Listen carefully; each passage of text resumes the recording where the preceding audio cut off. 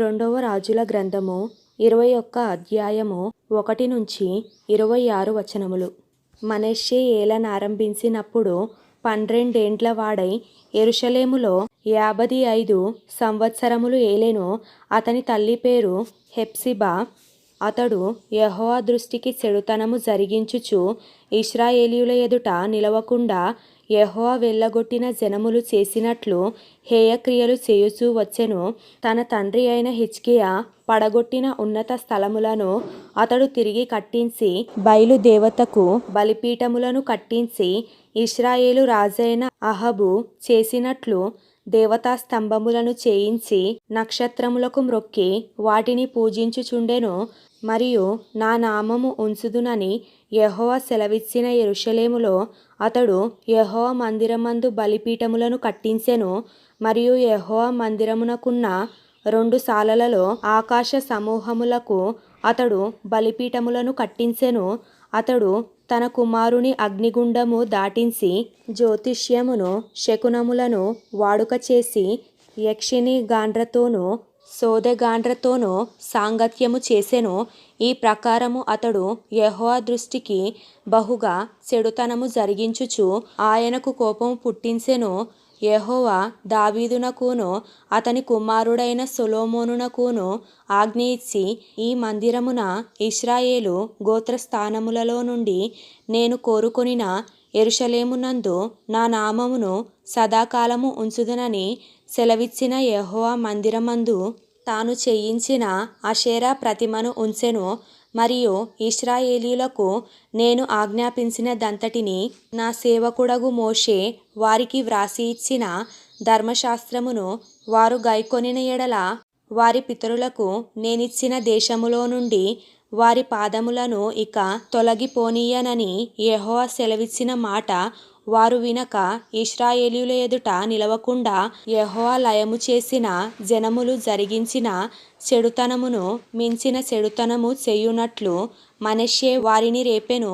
కాగా యెహోవా తన సేవకులైన ప్రవక్తల ద్వారా ఇలాగు సెలవిచ్చెను, యూదా రాజైన మనష్షే ఈ హేయమైన కార్యములను చేసి తనకు ముందున్న అమోరీయులను మించిన చెడునడత కనుపరచి తాను పెట్టుకొనిన విగ్రహముల వలన యూదావారు పాపము చేయుటకు కారకుడాయెను.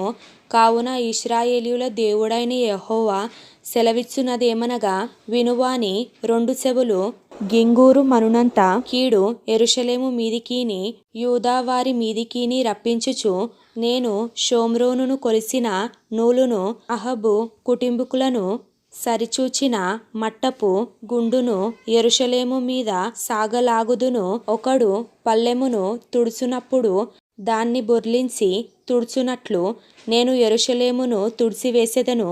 మరియు నా స్వాస్థ్యములో శేషించిన వారిని నేను త్రోసివేసి వారి శత్రువుల చేతికి వారిని అప్పగించెదను. వారు తమ పితరులు ఐగుప్త దేశములో నుండి వచ్చిన నాట నుండి నేటి వరకు నా దృష్టికి కీడు చేసి నాకు కోపము పుట్టించుచున్నారు గనుక వారు తమ శత్రువులందరి చేత దోచబడి నష్టము నొందుదురు. మరియు మనష్షే యెహోవా దృష్టికి చెడునడత నడిచి యూదా వారిని పాపములో దింపినదిగాక యెరూషలేమును ఈ కొన నుండి ఆ కొన వరకు రక్తముతో నిండునట్లు నిరపరాధుల రక్తమును బహుగా ఒలికించెను. మనష్షే చేసిన ఇతర కార్యములను గూర్చియు అతడు చేసిన దానినంతటినీ గూర్చియు అతడు చేసిన దోషమును గూర్చియు యూదా రాజుల వృత్తాంతముల గ్రంథమందు వ్రాయబడి ఉన్నది. మనష్షే తన పితరులతో కూడా నిద్రించి ఉజ్జా యొక్క తోటలో తన నగరు దగ్గర సమాధి చేయబడెను.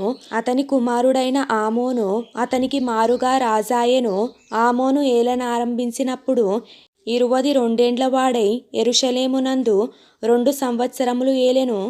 అతని తల్లి యొట్బాయూరీవాడగు హారూసు కుమార్తె అయిన మెషుల్లెమేతు. అతడు తన తండ్రి అయిన మనష్షే నడిచినట్లు యెహోవా దృష్టికి చెడునడత నడిచెను. తన పితరుల దేవుడైన యెహోవాను విసర్జించి యెహోవా మార్గమందు నడవక తన తండ్రి ప్రవర్తించినట్లు తానును ప్రవర్తించుచు తన తండ్రి పూజించిన విగ్రహములను తానును పూజించెను. ఆమోను సేవకులు అతని మీద కుట్ర చేసి అతని నగరునందు అతని సంపగా, దేశపు జనులు రాజైన ఆమోను మీద కుట్ర చేసిన వారినందరినీ చంపి అతని కుమారుడైన యోషియాకు అతనికి మారుగా పట్టాభిషేకము చేసిరి. ఆమోను చేసిన ఇతర కార్యములను గూర్చి యూదా రాజుల వృత్తాంతముల గ్రంథమందు వ్రాయబడి ఉన్నది. ఉజ్జా యొక్క తోటలో అతనికి కలిగిన సమాధి అందు అతడు పాతిపెట్టబడెను. అతని కుమారుడైన యోషియా అతనికి మారుగా రాజాయెను.